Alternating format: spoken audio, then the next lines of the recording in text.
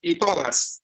Muchísimas gracias por acompañarnos esta mañana en esta y todas. Muchísimas gracias por acompañarnos en esta jornada de hoy con esta conferencia que ofrece la Universidad Especializada de las Américas a través de su decanato de extensión y particularmente cobijados bajo la cátedra abierta sobre realidad nacional, doctor Ricaurte Soler.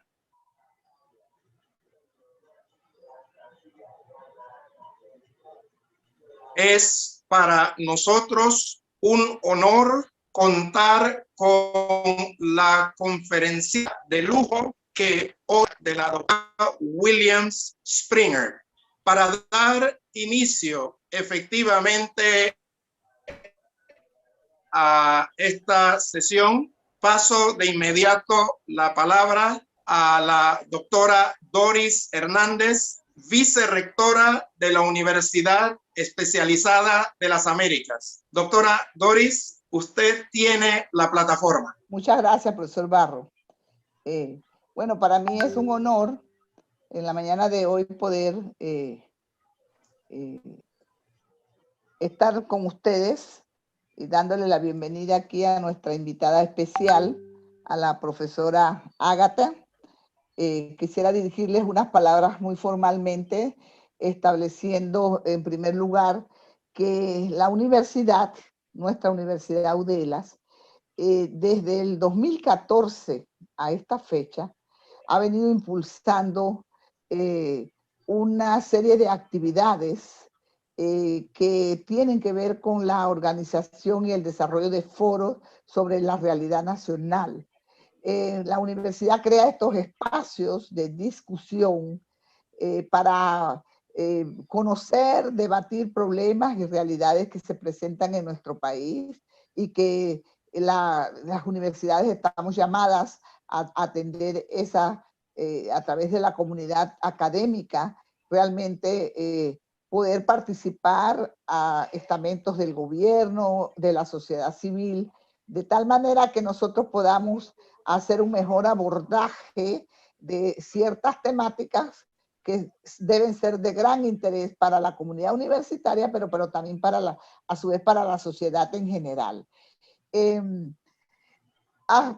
Pues la universidad ha incorporado un sistema de cátedras, como es la cátedra Ricaurte Soler en la universidad, que nos permite realmente llevar a cabo actividades que sean abiertas al diálogo, de tal manera que nosotros podamos en el diálogo, en el debate, llegar a conclusiones importantes que van a nutrir la oferta académica que la universidad ofrece a través de las 4 funciones más importantes que tiene la universidad, que en primer lugar es la docencia, la extensión, la investigación y la gestión. Esto pues hace que nosotros seamos periódicamente, estemos en contacto con con la reflexión, con el conocimiento profundo de dónde se originan, qué fundamentan, hacia dónde van diferentes temas de interés común, ¿verdad? Y bueno, siempre estamos pues cumpliendo dentro de nuestra misión este tipo de actividades que, como es esta, como acabo de señalar, la cátedra del doctor Ricaurte Soler, que a través de todos estos años, pues, para nosotros ha sido una especie de un desafío poder ir conformando y teniendo contacto con grandes pensadores filosóficos, pedagógicos, políticos, de diferentes temáticas, con diferentes, sin condición alguna por su pensamiento ideológico, por su pensamiento sociológico, sino que nosotros siempre estamos al tanto de temáticas, y hoy nos ocupa sobre todo la temática de tener una mirada hacia el tema de los afropanameños desde una visión de la historia. Es por eso pues que tenemos el gran honor de tener hoy con nosotros a la doctora Ágata Williams, muy conocida en nuestro medio, una conferencista destacada de nuestro Panamá, de nuestra academia, y que está siempre pendiente al día en el estudio constante. Es una voz calificada ella para abordar parte de nuestra historia y muy particularmente el tema que hoy nos ocupa, que es está referido a la población afrodescendiente de los afropanameños, ¿verdad? Entonces, profesora Ágata, nosotros le damos una gran bienvenida en este día a usted, ¿verdad? Deseamos que el objetivo que se ha planteado la universidad sea cumplido, ¿verdad? Y que todos tengamos pues la oportunidad.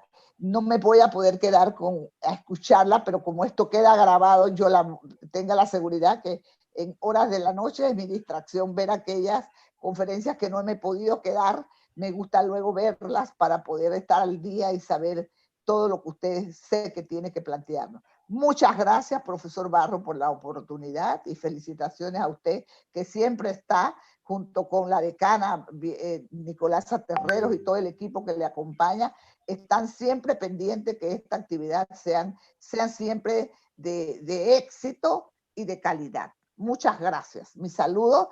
Me paso a otra actividad. Hoy ha sido increíble. También tenía clases y he tenido que distribuirme para las 3 actividades, pero no podía dejar de estar con ustedes. Muchas gracias. Hasta muchísimas gracias, profesora Doris, por concedernos estos minutos, este espacio en su apretadísima agenda del día de hoy. Doctorada en la Universidad Complutense de Madrid, España, con maestría en Sociología del Desarrollo y posgrado en Bases Teóricas de las Ciencias Sociales, ambos títulos del Instituto de Sociología del Área Ibérica Madrid, España. Ágata Williams ha ejercido la docencia superior en el área de historia durante más de 3 décadas, el magisterio en varios colegios del país por muchos años. También ocupó un espacio en su quehacer profesional. En 1983, la doctora Ágata Williams presidió el segundo Congreso del Negro Panameño. Fue secretaria general de la Universidad de Panamá, subdirectora del Instituto Nacional de Cultura, INAC, y directora de Patrimonio Histórico Nacional, también del INAC. Premio Nacional Clara González de Beringer por su lucha contra el racismo, la discriminación, xenofobia y las formas conexas de intolerancia por el Instituto de la Mujer de la Universidad de Panamá. Nombrada entre las 100 mujeres por la vida y la dignidad nacional durante la celebración del centenario de la República. Ha sido una voz insignia de la historiografía afropanameña contemporánea, una gran amiga, una acompañante de muchas, pero muchas décadas en el fragor del movimiento social afropanameño. Nuestra más cálida bienvenida a la doctora Ágata Williams Springer. Muy buenos días. Agradecemos esta oportunidad y profundamente a la Universidad Especializada de las Américas que haya podido apartar este momento, este espacio para construir conocimiento y hacer una serie de reflexiones sobre un problema en la historia de América, esta América que se llama Hispanoamérica o América Latina, y que algunos dicen que bien debe llamarse Indo-Afro-Española, esta América nuestra, como bien señalaba la diputada Thelma King, una América mestiza, una América morena, producto de esa hibridación tan rica que formaron las distintas naciones que integran estos pueblos americanos.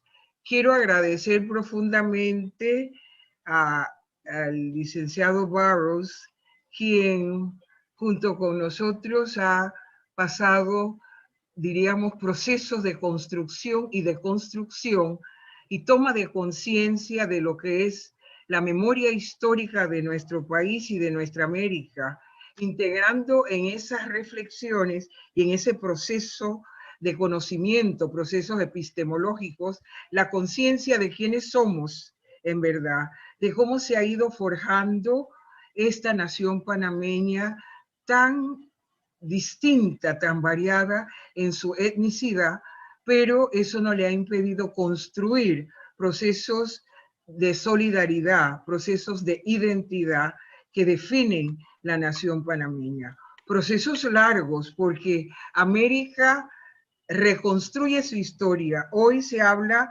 de la historia decolonial, porque nosotros hemos sido, diríamos, afectados por un colonialismo violento que deformó el ser auténtico de América, de sus grupos originarios, decapitó sus civilizaciones e introdujo a este continente, el Nuevo Mundo, otros grupos humanos que han ido forjando una historia nueva y que hoy reclaman la participación. Hoy, conscientes de su valor dentro de esta construcción, que es todo un proceso no acabado, porque decimos que se está perfeccionando el concepto de Estado nacional.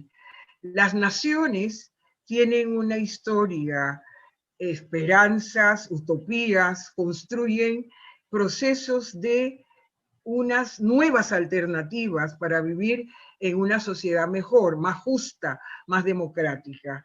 Quiero agradecer profundamente esta distinción porque la cátedra Ricaurte Soler distingue a un maestro, a un gran maestro nuestro, el doctor Soler. Tuve el privilegio de ser alumna suya y él fue construyendo en nosotros una historia de bases científicas, apartada de la narrativa que idealiza un mundo que construyeron otros, un mundo ajeno a los verdaderos gestores que son los pueblos y las naciones que van forjando día a día esa conciencia nacional. El maestro Soler nos señaló que había en su obra, que siempre leemos, formas ideológicas de la nación panameña. Panamá, nación y oligarquía. Soler nos señala que hay contradicciones en la construcción de esta historia, que no es romántica, no es la historia rosada de los próceres idealizados, que hay intereses de clase, que hay luchas internas por la construcción de un Estado que representa los intereses casi siempre del grupo dominante. Muy temprano en la cátedra de Soler, nosotros aprendimos que la historia se construye a través de procesos, de luchas, de que los seres humanos que integran esas naciones van forjando estos procesos a través de sus aportes políticos, económicos, a través de algo que es fundamental, que en esta narrativa que hacemos los docentes de la historia no valoramos justamente el trabajo, los procesos de construcción de esa sociedad que debe brindarle a sus integrantes el mayor bienestar. América hoy reconstruye su historia y trata de ir hacia esa memoria colectiva, solidaria, la memoria histórica de los pueblos, que se forja a través de la cultura que es un modo de vida, que es el quehacer cotidiano de hombres y mujeres que van paso a paso construyendo ese tejido social que los va a amalgamar, que los va a abrazar o que los va a expulsar o marginar en algunos casos. América hoy mira hacia una decolonialidad, una historia decolonial, como bien lo señala, los maestros desde el poeta Martín Higes M.S. Ser, porque el colonialismo nos impuso una realidad ajena a nuestra identidad, a nuestro ser, y se produce así lo que diríamos nosotros una deformación de nuestra identidad. Debemos señalar que hay tres matrices históricas fundamentales en esta reconstrucción, que sería la matriz indígena, los pueblos originarios, llamados así hoy, que fueron los primeros pobladores de este continente. Luego, los africanos, traídos a la fuerza a desarrollar una especie de actividades económicas para construir y desarrollar un sistema económico y social nuevo, el capitalismo. Y la matriz española, los colonizadores, que impusieron a través de la aculturación su cultura, su lengua, su religión, su modo de vida. Ese colonialismo exterminó una gran población indígena e impuso a la fuerza a los africanos la lucrativa trata esclavista, lo que conocemos en la historia de Occidente, la trata transatlántica, que permitió que los poderes hegemónicos de Europa pudiera construir un inmenso imperio de bases económicas fundamentadas en el capitalismo. El sistema económico se transforma, se renueva y se crean así estos grandes poderes coloniales que, disputando el monopolio que ejercía España, se van adueñando de los mares y de la riquísima flota de galeones española que surcaba el Atlántico. Panamá juega aquí un papel importante por su posición geopolítica. Está entre los mares, está entre el Océano Pacífico y el Atlántico, y ese descubrimiento del Pacífico logra, diríamos nosotros, esa unidad de los mares y un intercambio riquísimo de mercancías, de ideas, de hombres, de seres humanos que van a darle al universo conocido una visión distinta, un paisaje multicultural, multiétnico y múltiple en valores acumulados por las potencias europeas. La acumulación de oro, de plata o de metales preciosos, la pesca de perlas de Panamá. Esa acumulación le permitió a Europa el desarrollo superior de los imperios coloniales, ¿verdad? En el modelo inicial está España, luego rivalizando con Inglaterra, Francia y otras potencias europeas, van controlando un rico comercio de mercancías y así de seres humanos. Nosotros queremos ir deconstruyendo algunos paradigmas, por ejemplo, el paradigma de que los africanos traídos a América estaban en estado de salvajismo. Este es uno de los falsos paradigmas que Occidente ha creado sobre el continente africano. El continente africano tuvo un desarrollo anterior al desarrollo de Europa.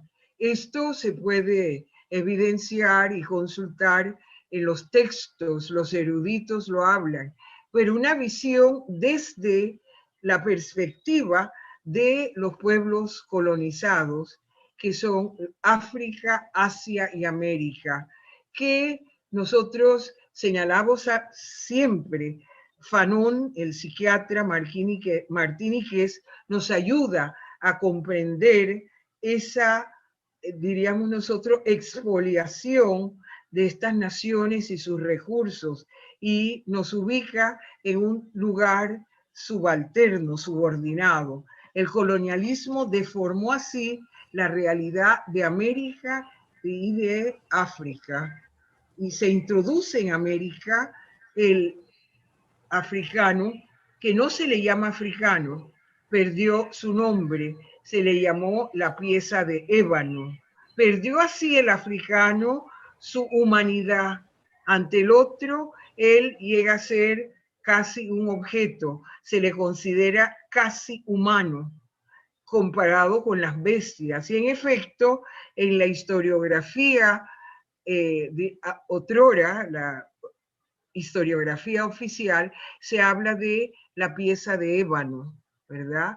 Porque el africano llegó a ser un instrumento, una mercancía más, vendido en los puertos, vendido en las casas de contratación como instrumento crediticio por sus características físicas, su capacidad de trabajo, su fortaleza, su edad, y se le da múltiples nombres, ¿ah?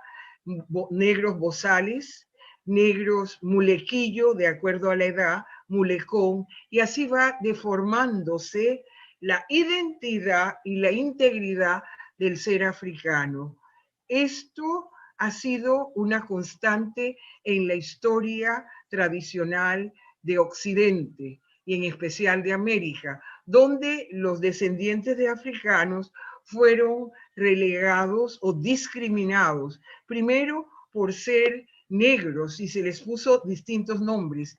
En Panamá específicamente, nuestra realidad, nosotros tuvimos aquí esclavos africanos, no en la cantidad de Cuba o de Brasil, pero la pieza de ébano fue vendida en Portobelo, en el asiento de los portugueses Domingo Grillo y Lomelín, se vendieron africanos. El trasiego venía del norte de España hacia el sur y desde Panamá se redistribuye mano de obra esclava.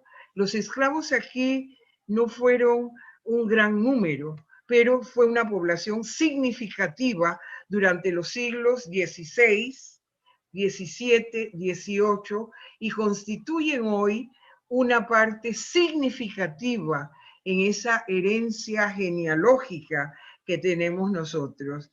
En nuestro, diríamos, en nuestro ADN está la sangre africana presente. Panamá es una población multiétnica, multicultural, por esa presencia significativa de hombres y mujeres de África que vinieron al istmo en pos de la trata esclavista. Así aparecen las primeras poblaciones, el primer gran contingente humano de africanos. Y son ellos los llamados hoy negros coloniales. ¿Por qué? Su entrada o estadía en Panamá data en la época colonial. Ellos estuvieron subordinados al sistema colonialista español y se les ubicó en una sociedad rígida según las clases o castas. En esa época se debe hablar más bien de estamentos sociales. Y según la pigmentación de la piel, España fue clasificando los grupos humanos y asignándole así una serie de quehaceres y de posiciones y de situación económica social. Hay una nomenclatura riquísima y variada y todavía nosotros en nuestra formación ideológica, debemos decirlo, expresamos esa imposición de castas, ¿verdad? Se habló de los peninsulares, los hijos de españoles, los criollos. Ellos ocupaban las mejores posiciones en la sociedad colonial. Luego llegaron los mulatos, la mezcla de españoles con negros, fueron los mulatos, negros emblanquecidos por la simbiosis entre blancos y negros. Luego los zambos, la mezcla del indígena con el negro. Luego se habló de zambaigos. Y si usted, dentro de esos primeros grandes grupos, se casaba con un blanco, el mulato llegaba a ser un tercerón. Si se casaba con un negro, daba un paso hacia atrás. Entonces la sociedad se va estratificando según la pigmentación de la piel. En el discurso cotidiano se decía en la época colonial, todo blanco es caballero. Y al conformarse la sociedad colonial, se habló de los de adentro, los que vivían dentro el intramuros urbano de la ciudad. San Felipe eran los habitantes de esta parte de la ciudad, eran concebidos como los de adentro, diríamos otrora los rabiblancos, ¿verdad? Descendientes de españoles que fueron funcionarios, alcaldes, oidores, capitanes generales, y detentaban ellos las posiciones más altas en esa estratificación social. Y afuera del intramuros vivió el arrabal santanero, ¿verdad? En ese arrabal santanero vivieron negros, mulatos, zambos, indígenas, mestizos y toda la serie de castas que tuvieron ese lugar marginal dentro del arrabal. Ese arrabal fue un arrabal, diríamos nosotros, pujante, fue un arrabal dinámico, donde se gestaron gestas independentistas, donde nacen los poetas, los grandes poetas de la época, siglo XIX en especial, y donde se ejerce el rico comercio porque nuestra posición geográfica favoreció el rico comercio. Así, los mestizos, los criollos, se hicieron ricos a través del comercio libre que solamente podían ejercer los descendientes directos de españoles, los criollos y sus descendientes. A los negros, a los pardos o a las castas, como se les denominaba, les estaba prohibido este rico comercio. Hay documentos que señalan que por cédula real el rey permitió a los negros ejercer el comercio libre, porque las normas establecidas por España en todas sus colonias ubicaron a los negros en una situación desigual. Es importante mencionar el Código Negro Carolingio o los llamados Códigos Negros, que limitaban la participación de los afrodescendientes en el quehacer económico y social de estas colonias, ¿verdad? Según el Código Negro, a los negros se les señalaba cómo deberían vestir. A las mujeres se les prohibía usar alhajas, muselina, prendas de oro o perlas, solamente a las declaradas libres después. Se les prohibía a los negros asistir a las universidades, ser dueños de pulperías y desempeñar determinados oficios. Esto los coloca en una situación de desigualdad y de marginación. Hay otro falso paradigma de que los negros aceptaron dócilmente una situación de subordinación, de sumisión. Esa hipótesis construida a través de la historia oficial, hay que desarticularla, hay que desmontarla o deconstruirla de las conciencias de los hispanoamericanos, porque desde su llegada al istmo y desde la trata, los negros capturados se rebelan a esta situación, encadenados se rebelan, se levantan contra los tripulantes de los navíos negreros luchando por su libertad, pero en una situación de desigualdad. No tenían las armas que tenía la tripulación que dominaba la cubierta de los barcos. Hay una resistencia, hay suicidios masivos de negros que se rebelan a vivir una condición de esclavitud. La esclavitud no es solamente atribuible a los africanos. Los antiguos imperios, Roma, Egipto, Persia, todas estas civilizaciones antiguas pasaron por un modo de producción esclavista, pero se habló o se habla en la historia de una esclavitud patriarcal, donde al esclavo se le reconocía derecho a familia y a un patrimonio, para poder satisfacer sus necesidades. La esclavitud introducida en América en el siglo XVI, XVII, XVIII, hasta el XIX, cuando se da la manumisión o liberación de los esclavos. En Panamá, el caso especial, 1852, se declara la libertad de los esclavos. Sin embargo, la sociedad le impone a estos afrodescendientes una situación de marginación, de exclusión o de discriminación por la pigmentación de la piel. Y así, en las mayorías, diríamos nosotros, marginadas, se van a ubicar esa población negra. La historia reciente nos señala que hubo negros ricos en Panamá. La tragedia del color del profesor Molina nos señala de descendientes de esclavos que lograron tener una posición lucrativa, adinerada, un esplendor económico al practicar el libre comercio. Panamá es una zona de comercio, de tránsito, que va el vaivén de las mercancías en distintas épocas, ¿verdad? Le ha dado ese esplendor a Panamá. Y ese es el papel histórico que el Istmo ha desempeñado.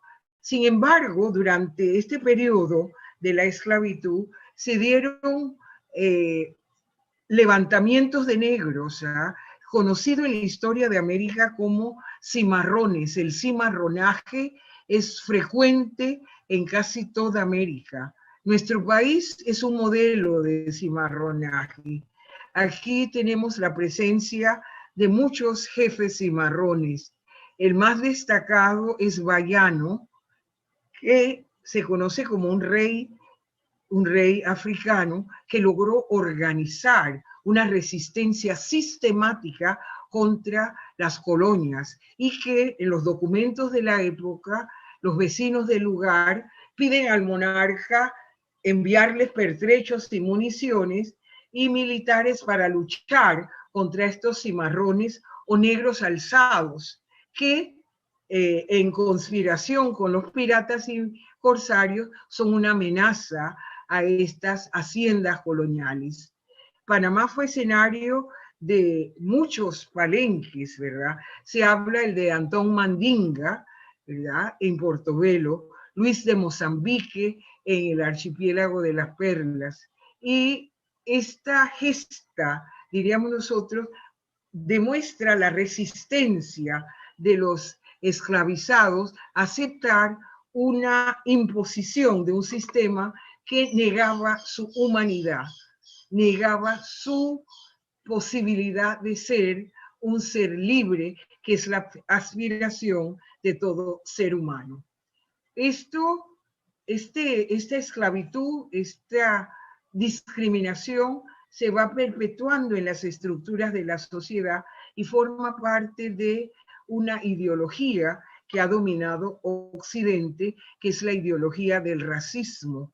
Un racismo con el que hoy nosotros confrontamos, a veces de manera sutil, a veces de manera abierta. En Panamá se suele decir que no hay racismo. El racismo se manifiesta en distintas formas. En el discurso, cuando se dice que es negro pero fino, es negro, oiga, su color lo ofende, o el sinnúmero de nombres que hemos inventado en el discurso cotidiano, ¿verdad? Es canelita, es morenito, es julizo, es café con leche, es trigueñito claro.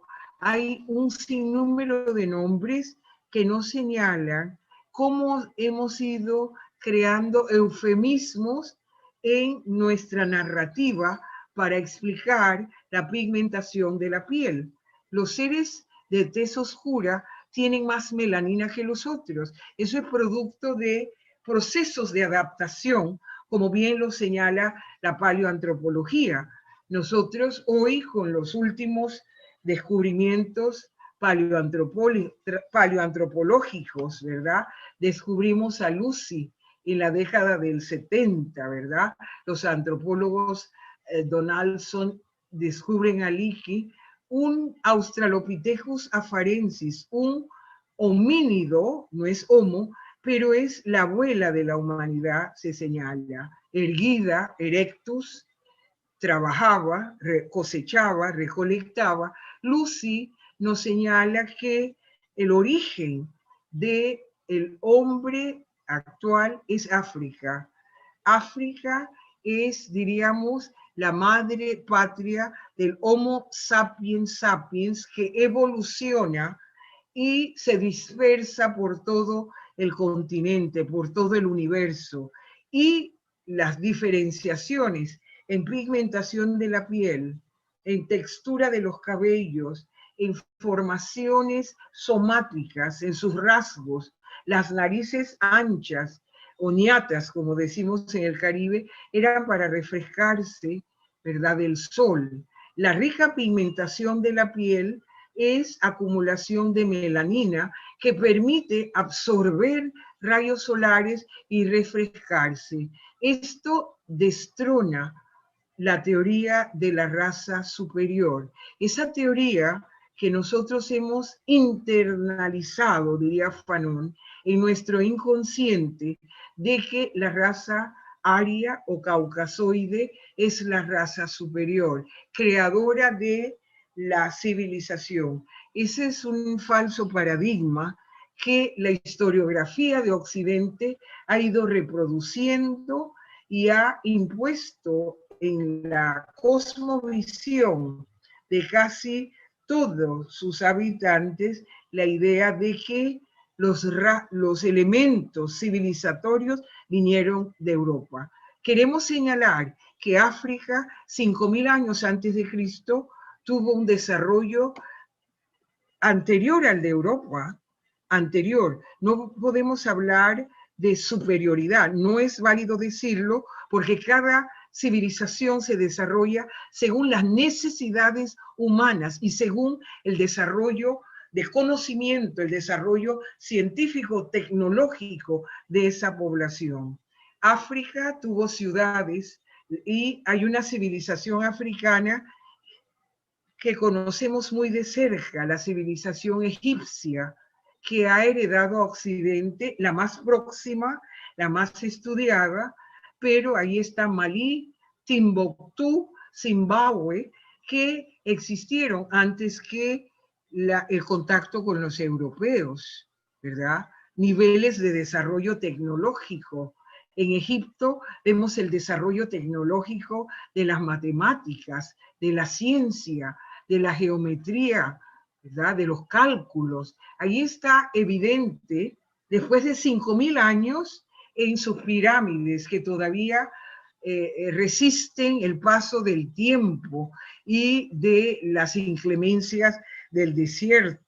Las grandes ciudades, Memphis, Tinis, creada por los egipcios, el concepto del Estado-nación, único en las civilizaciones antiguas, fue creación de los egipcios. El desarrollo de la medicina está evidente en los papiros egipcios, el papiro Ebers, que nos señala curaciones y una medicina científicamente concebida. El desarrollo de la astronomía que le permitió a los egipcios calcular el tiempo y hacer las mediciones sobre equinoccios, solsticios y distintas fases de los cuerpos celestes, identificar otros planetas, identificar otras galaxias. Fue producto de esa mentalidad. Y la vida cotidiana de los egipcios nos dejó modelos,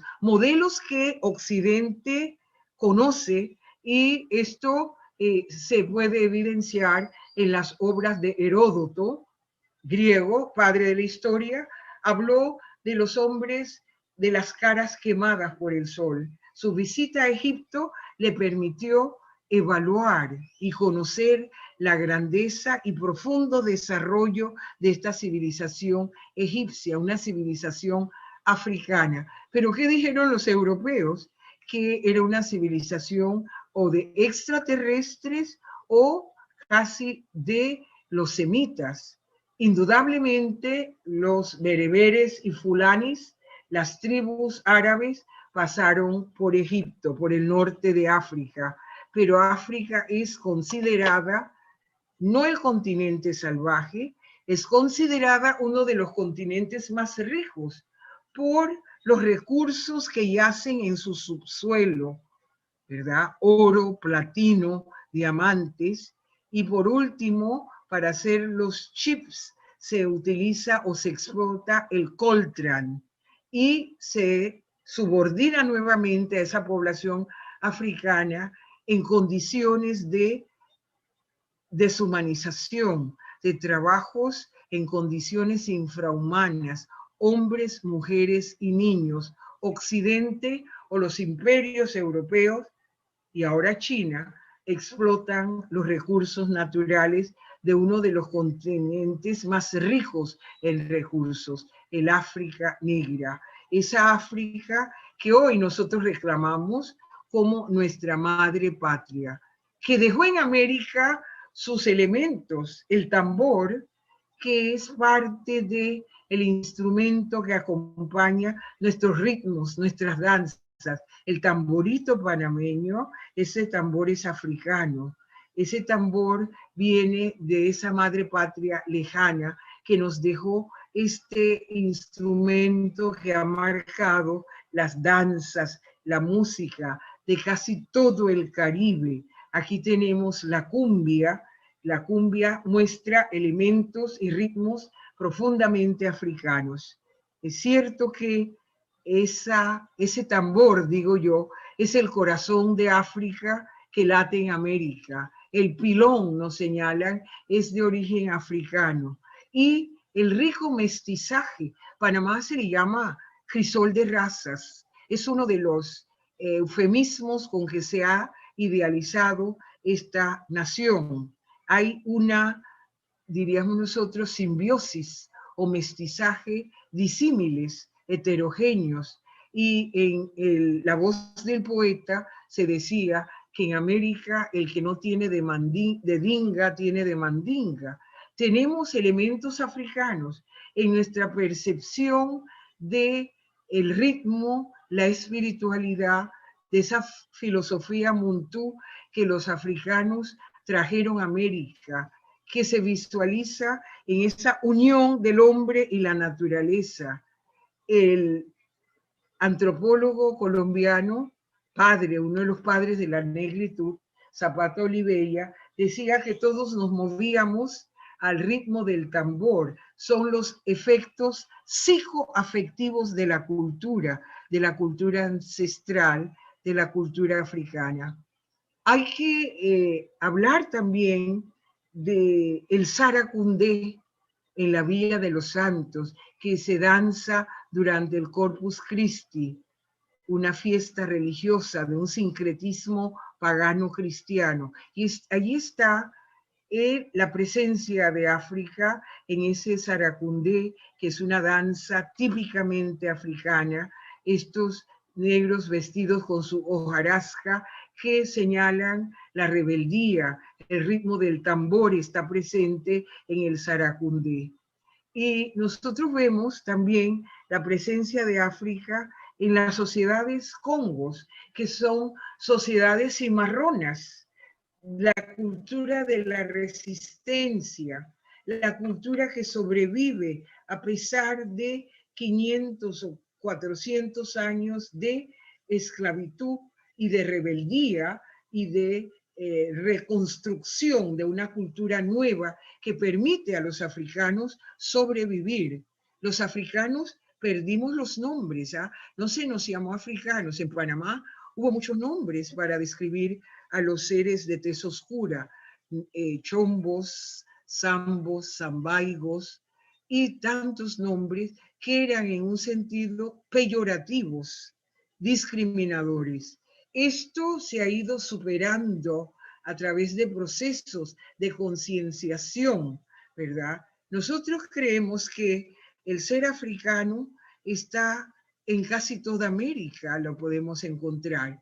En el Darién encontramos el bunde y el bullerengue. Según los especialistas del folclore en toda América, es el baile más africano de todos los de América. Ahí están los tambores y las mujeres saludando los tambores que señalan el ritmo, ¿verdad? La danza, la armonía del hombre y la naturaleza, la belleza de sus mujeres, esos cabellos crespos, esos cuerpos hermosos que otros desde afuera aprecian más que nosotros adentro, porque estamos con esa conformación eurocéntrica de nuestra cultura. En ese sentido, los teóricos hoy señalan de una cultura decolonial, de una historia decolonial. Ahí están los trabajos reflexivos de Aníbal Quijano, de Dussel, Émile Dussel, y de Aimé Césaire tempranamente, y Leopold Sédar Senghor. Estos teóricos del Caribe que crearon la cultura de la negritud. Es una respuesta a Occidente señalando que soy africano, tengo una cultura, tengo una herencia cultural, tengo unos aportes evidentes a la construcción de lo que se llama civilización occidental, que de todas maneras me quiere subordinar y relegar a la invisibilización y a la negación. Los elementos africanos no aparecen en nuestra historia oficial, o se les ha dedicado dos renglones. No se habla de la gesta heroica de los cimarrones en toda América, en todos los confines de América. No se habla de la construcción musical, del sentido de la armonía y del ritmo que impregna la música de todo nuestro continente y que tiene fuertes matices africanos. No es una cultura única. La cultura no tiene un sentido diríamos nosotros, de verticalidad. Construimos sociedades multiculturales, multiétnicas, y por eso se habla de una hibridación, de un rico mestizaje que permite la interculturalidad. Una cultura se habla la otra, no desde una posición de autoridad eliminando o dominando o subyugando la cultura subalterna, que esto ha sido el proceso del colonialismo, sofocar las culturas y las lenguas nativas, las lenguas indígenas casi han desaparecido, ¿verdad?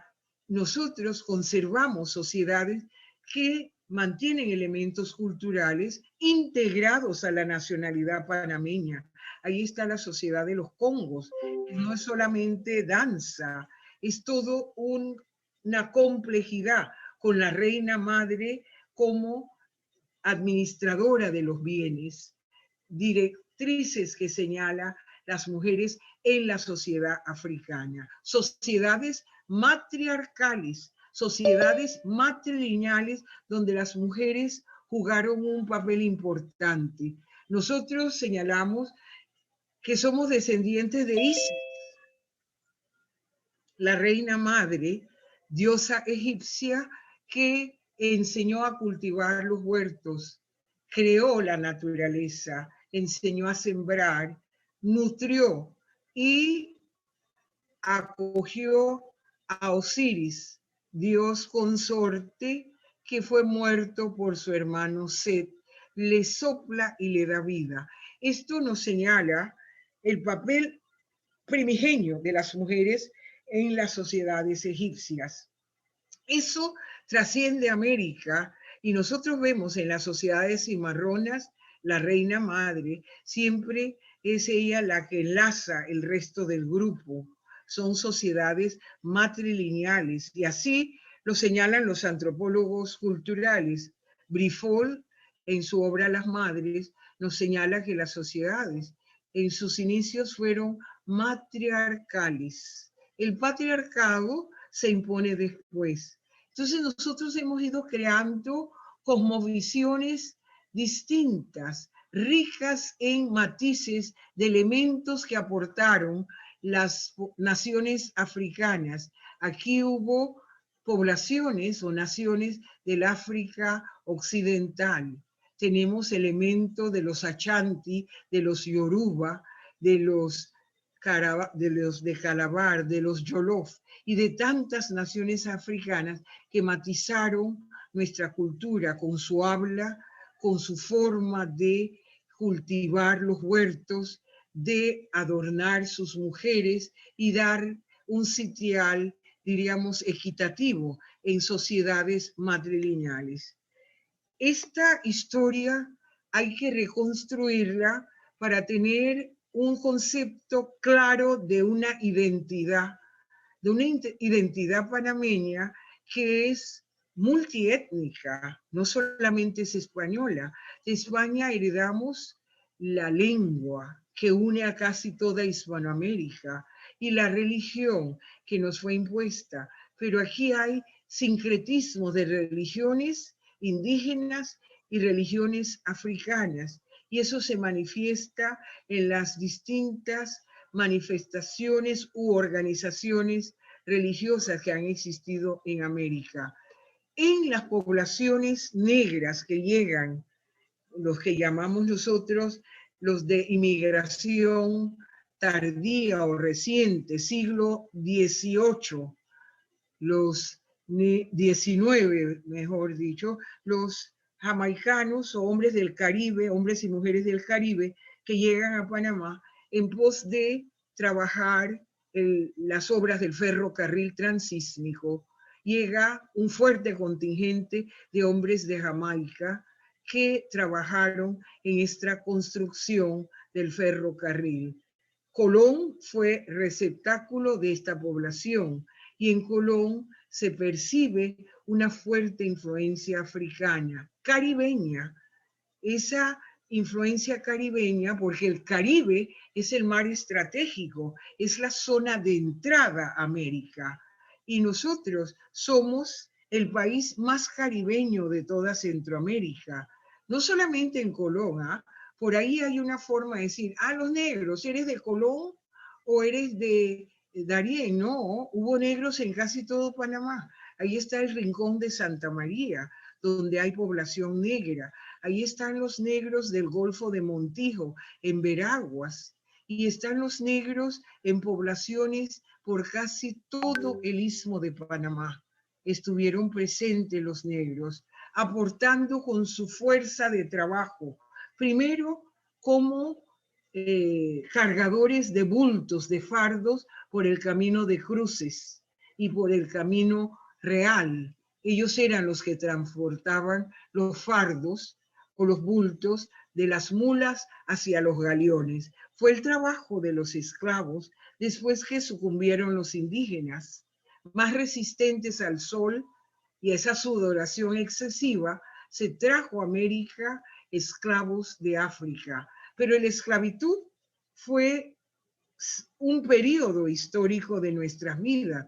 Nosotros la reconocemos, pero no es solamente esa nuestra herencia. Nosotros descendemos de las civilizaciones desarrolladas del África. Por eso se puede entender la sobrevivencia de los negros en América, en Panamá, después de 500 años de una situación de explotación, el ser humano reclamando derechos inalienables, derechos justos, derecho a su integridad, se resiste y lucha diariamente por esa identidad, por esa necesidad de una participación justa, equitativa, en términos de equidad ante las ofertas que ofrece esta sociedad. Porque él ha ido forjando esta nación, la ha ido construyendo, ¿verdad?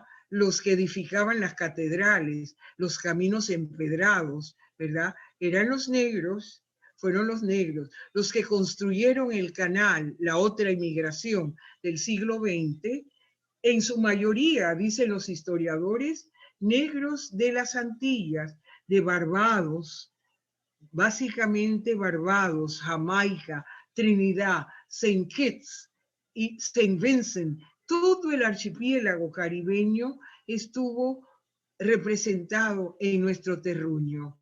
Esos negros excavadores del canal, de esta obra maravillosa que es un símbolo de la ingeniería y del intelecto humano, todavía uniendo los mares y difundiendo el comercio y la mercancía, dueños de riquezas, productores de riqueza. Estos obreros antillanos que vinieron a Panamá contratados, muchos o la mayoría, con la idea de repatriarse al cumplirse el contrato.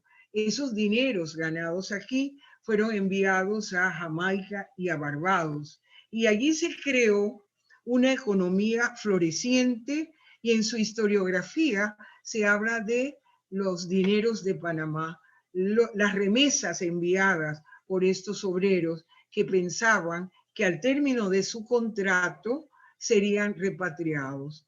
Estos obreros fueron los excavadores de las zanjas del canal, los dinamiteros del corte de Culebra, cuyos pedazos de sus cuerpos explotaban en muchos momentos. Con sudor y sangre construyeron en su gran mayoría esta portentosa obra que permite la comunicación de los océanos, el intercambio de las mercancías, el rico comercio global, un comercio mundial, pudiéramos señalar hoy.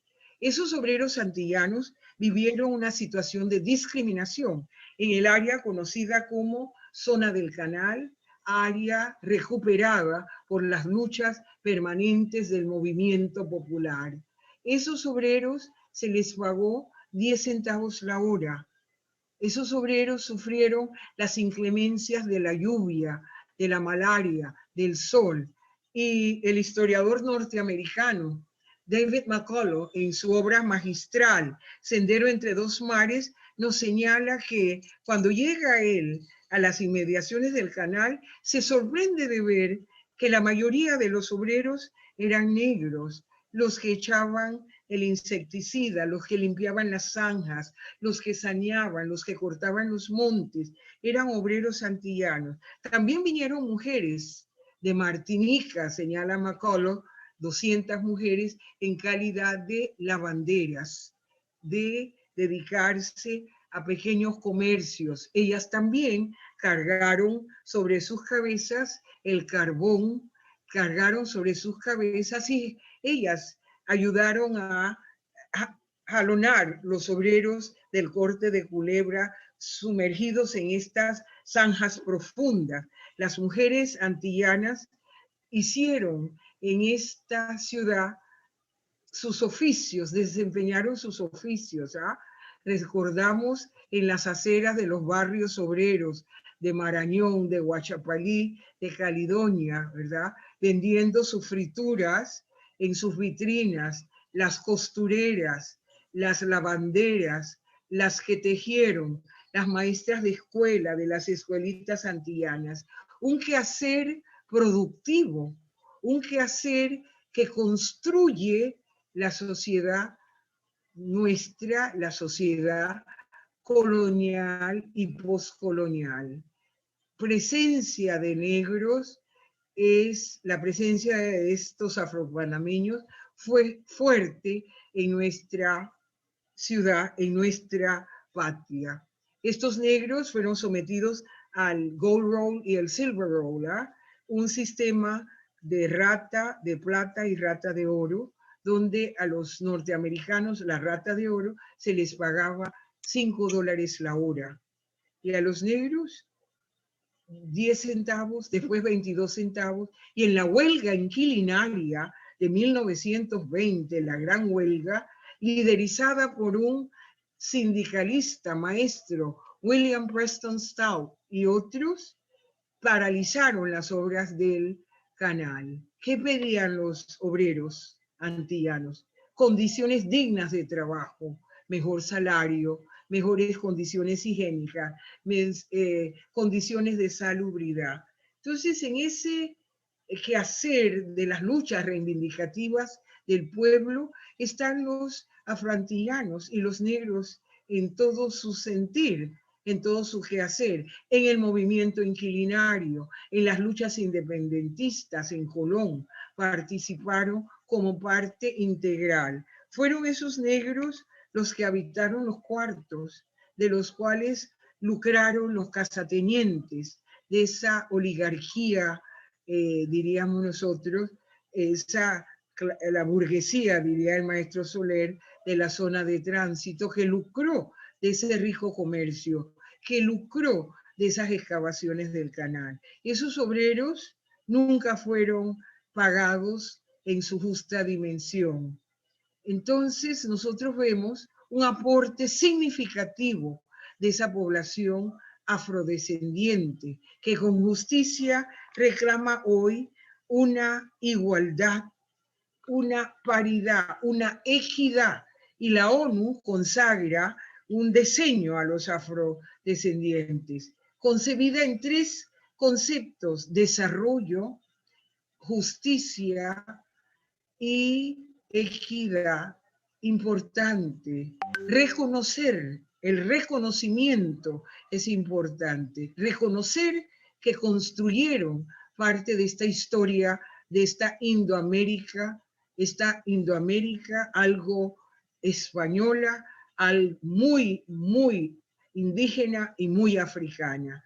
Es América que construye hoy sociedades democráticas y donde reconstruye su identidad a través de una memoria histórica que reivindica o reconoce la participación de todos sus integrantes. Por eso llamamos a Panamá una Panamá multiétnica, multicultural, que reconoce en sus hijos e hijas esa variedad, esa diversidad cultural que ha permitido la creación de esta rica cultura, que es un símbolo de nuestra identidad.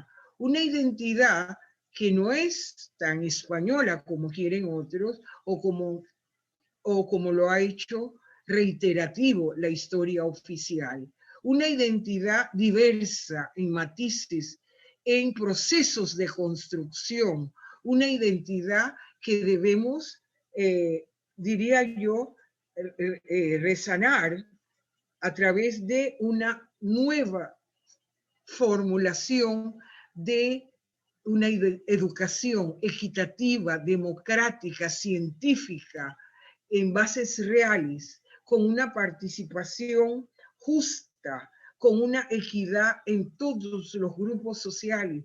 El país es pequeño, es un país rico, con recursos que devienen del país, que emanan del esfuerzo colectivo de su población, pero que disfrutan muy pocos. Un país que hoy está signado por su gran desigualdad socioeconómica y ahora cultural. Un país que puede reinventarse construyendo una utopía posible en que sus hombres y mujeres tengan acceso a los bienes, a las riquezas, que se manifiesta en trabajos dignos, bien remunerados, en una educación posible de calidad, no en eufemismos, no en falsas hipótesis, con un reconocimiento de su historia, con una valoración justa del aporte de cada uno de sus etnias y de sus miembros. Y esto permite entonces tener esperanza en esta nueva reformulación de valores y principios que permiten construir sociedades democráticas. Gracias.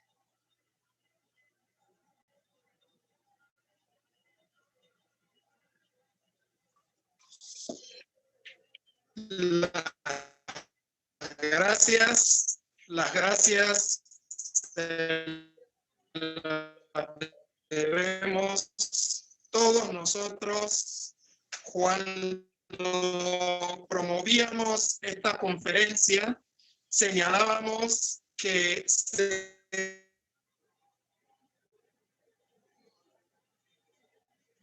sería magistral y en efecto lógica de la conferencia, inclusive ha dado respuesta a preguntas que varios participantes han colocado en el chat correspondiente a este enlace. De manera que no podemos la intervención de la doctora Williams esta mañana, magistral. Nuevamente, muchas gracias, querida Ágata, por habernos compartido tanto, pero tanto.